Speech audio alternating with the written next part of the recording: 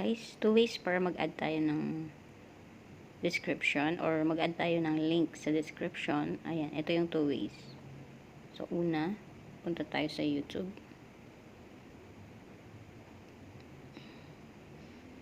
And then, channel. And then, pili ako ng video dito. Halimbawa, promote. Ito, paano mag-request ng pin. So, isi-share natin to. And then, nakikita nyo yung copy link dito. So, press natin yan, copy link.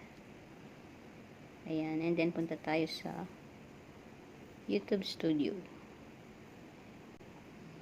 Ayan. Pag nandito na tayo sa YouTube Studio,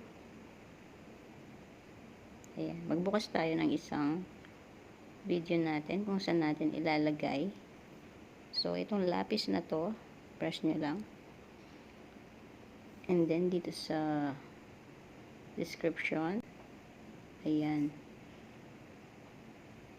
So, ipipaste lang natin dito, guys. Paste. And then, save na natin to. So, yun ang isang way para makapag-copy ng link sa ating description. Una, punta kayo sa your channel and then kuha sa 3 dots doon ay pipili lang kayo ng video. Another way is pwede natin kopyahin yung meron ng mga link. So, yun pa isa-isa. Pero ito, kung maramihan ang gusto natin. So, dito guys, nakapag-kopya na ako ng mga link. Kaya dito natin kukunin yung madaming link. Ayan, kailangan lang guys, meron tayong YouTube Studio. So, dito tayo mag-edit sa ating YouTube Studio. So, ayan yung mga dashboard ng YouTube Studio using our cellphone. Ayan, ganyan lang guys yung kung mag-edit tayo dito sa dashboard, kukuha lang tayo ng isang video dito. Halimbawa ito. So, ito lagyan natin ng yan yung mga link ng ating mga tutorials. Ayan. So, ito guys. Ito yung lalagyan natin ng link. So, kukuha tayo din dito. So, kukuha tayo ng link dito.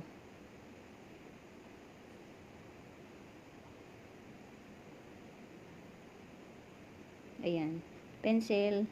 Press natin yung pencil and then punta tayo dito. Ayan. Yung lahat ng yan, ikakopy natin. So, ayan. Select all lang natin. Select all and then yun. Press natin yung copy. Then, pag na-copy na natin, punta tayo sa dun sa video na nilalagyan natin ng description, yung kanina ito. Ito, yung paano mag-request ng pin. So, wala pa itong link. Kaya lalagyan natin, lapis ulit. So, ipipress ko lang itong description niya. And then, ipipaste ko dito yung kinapi natin. Paste. Ayan. So, yan na guys.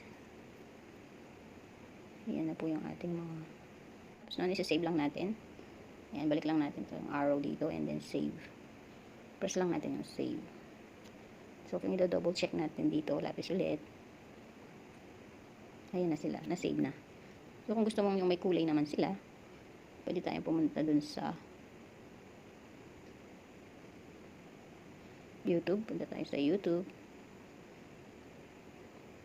And then sa your channel, videos. Ayan, tingnan natin dito. So, tingnan natin dito. Press natin tong arrow dito, tapos yung description.